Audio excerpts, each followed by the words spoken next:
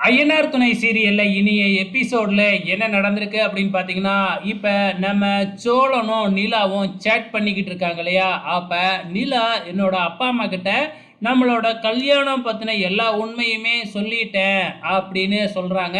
இத கேட்ட உடனே போச்சு உங்க அப்பா ஏதாச்சும் ட்ராமா பண்ணி உன்னைய மறுபடியும் என்கிட்ட இருந்து பிரிக்க போறாரு அப்படின்னு மெசேஜ் பண்றாப்ல நம்ம சோழன். அதான் நம்ம ஆல்ரெடி பிரிஞ்சிட்டோம்ல. இதுக்கப்புறம் நமக்குள்ள பிரிக்கிறதுக்கு என்ன இருக்கு? அப்படின்னு பதிலுக்கு நிலா வேணும்னே மெசேஜ் அனுப்புறாங்க. ஆனா, நிலாவுக்கு நம்ம சோழன் மேல காதல் இன்னும் அப்படியே தான் இருக்கு.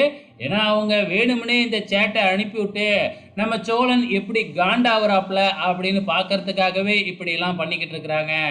ஸோ, நம்ம நிலாவும் வந்து பார்த்தீங்கன்னா, "உங்களலாம் நான் மிஸ் பண்ணவே இல்ல" அப்படின்னு மெசேஜ் அனுப்பவும், நம்ம சோழனுக்கு கடுப்பாயிடுச்சு. அதுக்கப்புறம் என்ன, "மெசேஜ் நான் பண்ண மாட்டேன் போங்க" அப்படின்னு சொல்லிட்டு ஃபோன் ஆஃப் பண்ணிட்டு போயிடுறாப்புல நம்ம சோழன்.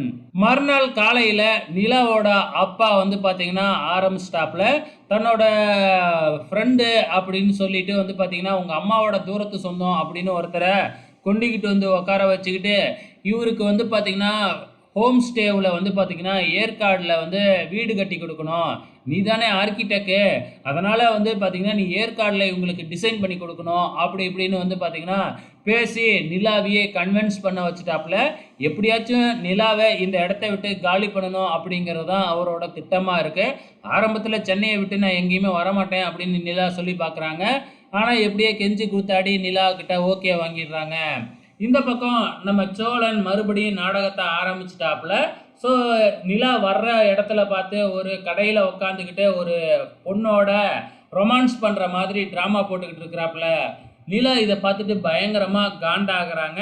ஆனா, அந்த லேடீஸ் வேற யாரும் இல்ல. நம்ம பல்லவனுக்கு தான் லேடி கெட்டப்ப போட்டுக்கிட்டு வந்து நம்ம சோழன் நடிக்க வச்சுக்கிட்டு இருக்கிறாப்புல. அதுக்கப்புறம் 2 பேரும் எழுந்திரிச்சு நடந்து போகும்பொழுது பின்னாடியே ஓடியாந்து நிலா திட்டுறாப்புல. திட்டுனதுக்கு அப்புறம் தான் தெரியுது அது பல்லவன் அப்படின்னு சொல்லிட்டு.